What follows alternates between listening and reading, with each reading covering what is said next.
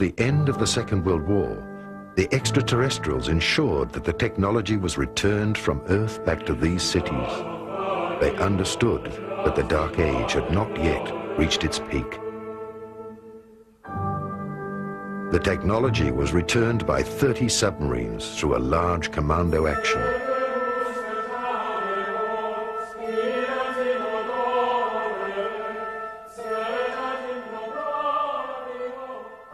Okay, let's pick up the scenario. We were originally talking about the spiriting out of the two spacecraft out of Berlin before the Allies arrived. We said that they were put aboard two submarines. They spent 6 months at sea, and they finally landed in Argentina. Now, from that point, they were taken into Antarctica, into a section of Antarctica called Queen's Maud's Land. And there they disappeared, and they were not heard of for some time. Now, intelligence sources, and of course I was in the intelligence business at that time with the agency, reports indicated that they were in there and they were operative once again. Now, there was a major concern by world powers to go in and capture the technology and the two spacecraft which they knew were in Antarctica. And the intelligence reports indicated that one known as Admiral Byrd was to be recommissioned, and he was to be sent in there to retrieve the two saucers and also the technology and personnel associated with it. Later reports indicated that Admiral Byrd was given 8 months and unlimited funding to go in and pull this thing successfully off. But we also know that within 8 weeks he was totally defeated. Now, the supposition at that point was that there was an advanced civilization and technology, most probably alien. There were with the Third Reich and the SS who was in Antarctica, and that those great and developed technologies were used to defeat Admiral Byrd. And of course, as it turns out, even to date, they're still there. We never did successfully get them. The stories that I've uncovered about the inner Earth is that very early on in the history of the Third Reich, the Nazi elite, and especially Hitler, were trying to establish contact with a civilization living in the inner Earth, which was considered an Aryan civilization of a lot more advanced nature than their brothers, lost brothers living on the surface of the planet. The Thule Society carries the name of the former capital of that civilization, someplace around present-day Greenland, before the previous polar shifts and before Greenland became under ice. Two expeditions were made in the late 30s, early 40s, one attempting to enter the North Polar water opening with a submarine, which proved unsuccessful. A second attempt was made to enter the land opening on the South Pole with an anti-gravity cigar-shaped device, basically a small prototype probably of the giant Andromeda space station that was developed later on by the SS, and it proved successful. The most interesting story is the one that I heard by an American living in Florida who claims to have spent 2 months in the city of New Berlin. This is a city that was developed into the inner Earth, and a part of the Germans from the South Polar colony were admitted by the inner Earthlings and were allowed to build that city there. Very strict admission procedures, no previous SS members, no previous concentration camp guards and so on were admitted.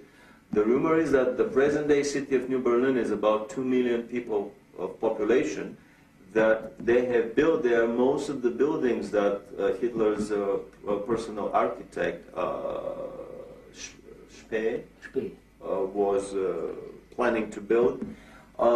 They're traveling on Icelandic passports. They are basically the new master race that is probably planned by the Illuminati to repopulate the planet. And there is even a rumor that there is a New Berlin embassy in Washington on an unmarked floor of a high-rise building. You probably punch a code on the elevator buttons, and when the elevator stops on that floor and the doors open, you see the sign of New Berlin in the lobby. The kids of the New Berliners study in major institutions around the globe, Harvard, Oxford, Cambridge, Yale. And basically, it is not a Nazi colony that is established in the hollow earth as an enemy of the present-day American and English Illuminati secret government. On the contrary, it is just basically the other side of the same coin. Some would even coin the new word, the Illuminati presence on the planet, that basically the World War II Nazis and the present-day Illuminatis in America are nothing more than the two sides of the same Illuminati coin. So basically, this is a colony, a presence in the hollow earth that has been established with a shoulder-to-shoulder cooperation of the Russians and Americans, organized, orchestrated, and performed through the quiet cooperation of the Illuminati government. After World War II, a military expedition under Admiral Byrd tried to recover the vanished technology. The extraterrestrials let him enter the inner Earth to the Golden City. They delivered a request message for disarmament to the government of the United States. Admiral Byrd had to remain silent until his death, but after he died, his nephew published his diary. In my work with South African, Brazilian, and American geologists at the South Pole, it is clear that under the structures of ice, there are many layers of civilization, suggesting at one earlier point of time when the conditions of the South Pole were different. Clearly, there was some type of civilization there. The evidences of huge dinosaur intelligence suggest that this was one of the possible places for the Garden of Eden. This, of course, is assuming that the shell of the Earth had a different north and south magnetic pole. And with the shifting of the pole, this region became suddenly very, very frigid. And thus, we do not see any evidences on the surface of these so-called earlier conditions of intelligence.